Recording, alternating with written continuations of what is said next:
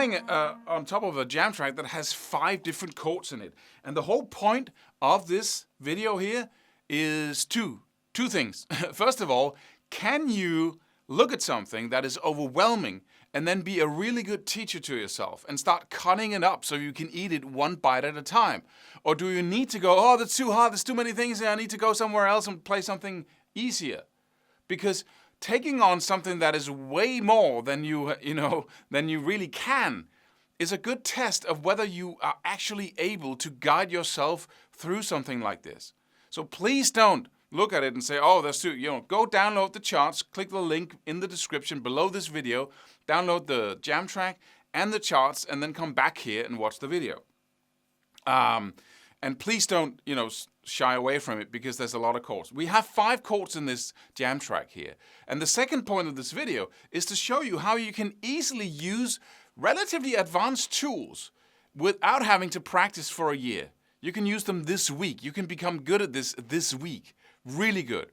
And with a little bit of practice, you can absolutely learn to attack any jam track or any song and then use some pretty cool tools that will help you sound amazing. Yeah, right? Because playing the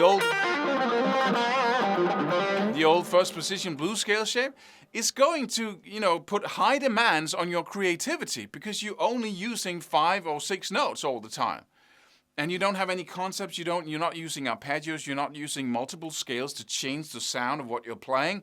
So it's up to you to take that, and that's a discipline in and of itself that you can become really good at, and that's a cool exercise as well. But let's make it easy for ourselves by actually using, a different tool. So what are our tools? Well, the basic one is our home, is our blues scale. And since we're in the style of blues rock, that's what we're using as our basic. And then you're using your ear to determine what notes in the blues scale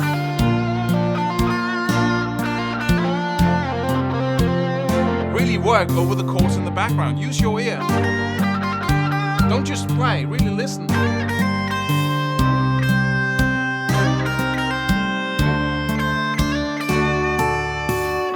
Really listen for what notes sound good where I am in the scale. The second step, since all these chords come from the G minor, the scale, the G natural minor scale, then we can also use the G minor natural minor scale on top of all these chords, along with the minor pentatonic / the blues scale, right? But if we're just using that minor scale, then we have a lot of notes that sound really interesting over some of the chords, so it's harder to use over a chord progression. The pentatonic is a really cool tool, or the blues scale, because it works over more of the chords. But if you can mix the notes, the 2 extra notes that you get when you add the G natural minor scale, then you have some real power here. Let me just try it. That was just blues scale.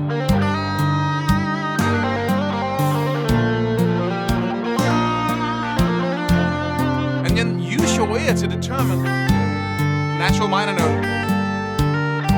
Really cool. Natural minor note. Natural minor note. Back to blues scale. Cool note. Ooh, not so good there.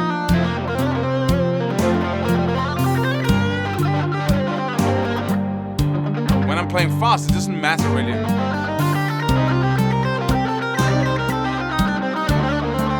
It doesn't matter so much what notes I'm playing because each note is going another place.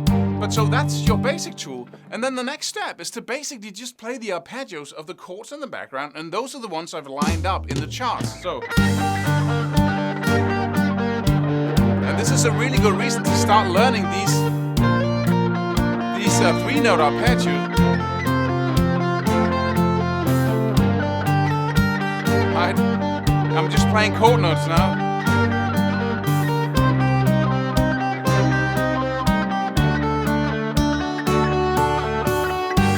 Right? And my best advice here is to, depending on what level you're on, let's cut this up into smaller pieces. Depending on what level you're on, you can just do the the three top strings here, and just play the arpeggios you can see in the charts on the three top strings. If that, and then play, through all the chords, just practice just playing those first off, like I just did, right? G minor. Okay, here comes the B flat major. Here comes the F. Right, and then see them along with the blues scale and the natural minor scale. You have to mush it all together so you can see every shape on top of every shape, right? But if that's too much for you, then just focus on using the G minor arpeggio in the beginning.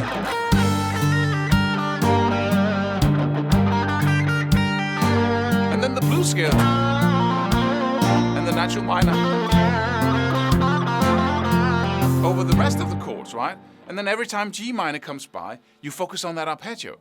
And that means that you have to be alert to what goes on in the music, G minor. Right, here comes the next chord, the B flat major.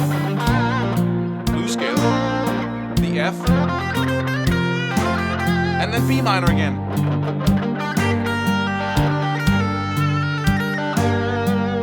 Right, and then D minor, C minor, sorry, and D major. Right? So you have to develop that ability, and that just means focusing more on the music than what you play in the beginning. So if you have a hard time, focusing on when the chords change, it's because you're focusing too much on what notes you're playing. So focus on the music. When does the chord come back to G minor again? And then when you can feel it in your body, because you've been using your conscious focus to focus on it so long, then you don't have to focus on it consciously anymore. It's automatic, right?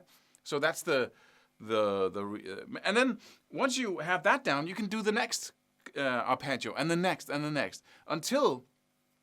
And if that's too much and you want to go to the place where you can hit the right notes at the right time because you know all the arpeggios, then just do one string. Look in the charts. Okay, that's the. Okay. Oh, there we have the scale notes. Okay, there we. Okay, and then we have. Okay. And then we have the D minor coming up next. And then we have, yeah, okay. So now I have one string, and then blues scale.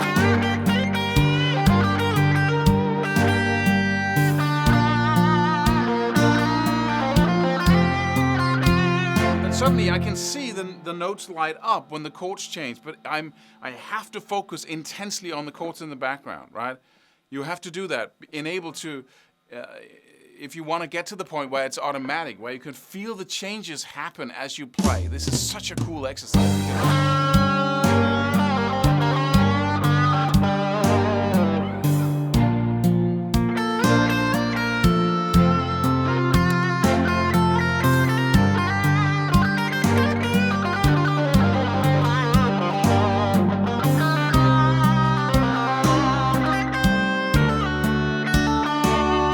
Those lines, that's not genius, that's just jewels.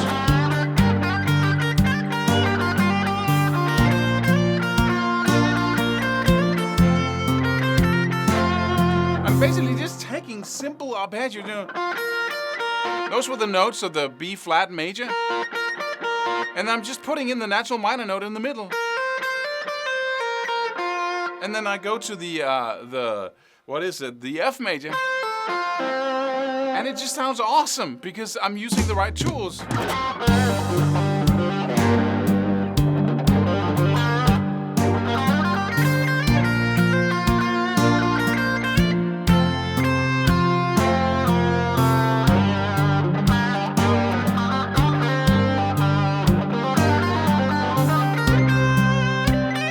Oh, sorry. Let me get one more try.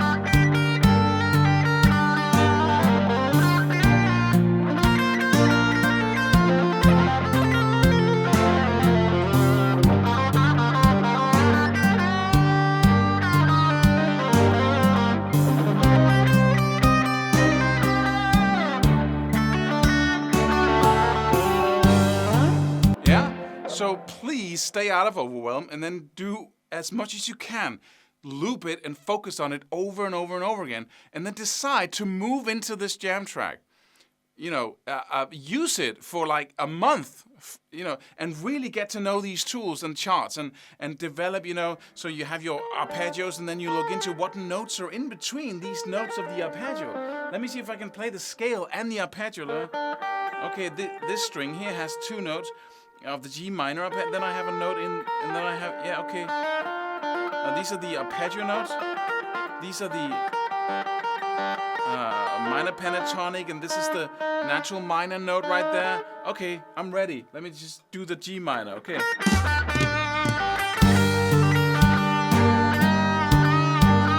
Bending up to the natural minor now.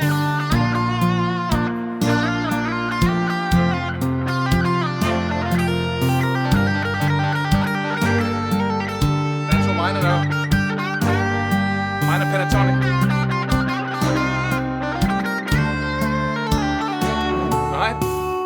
So please use this, and if you want to have more of this, then I warmly recommend looking into my new program, which is called the Blues Rock Champion, where we have 5 of these tracks that we go into. Then we apply every single concept that we learned in the theory section, and we develop advanced tools like using arpeggios that are not the chord in the background, and doing some really cool stuff that's going to spice up your playing incredibly without you doing much other than using the right kind of tools. So that was a little ad for you there.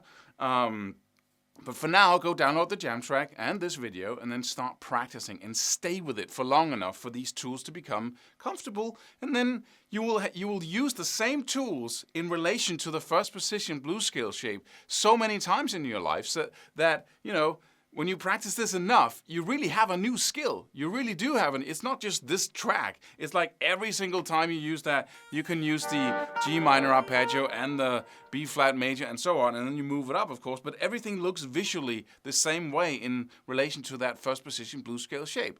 So this is the way to learn it, and it's the most fun way to learn it. And then you just do another jam track, and another jam track, and another jam track, and stay with each one long enough for you to have an actual skill, instead of dabbling with everything and never really getting anywhere.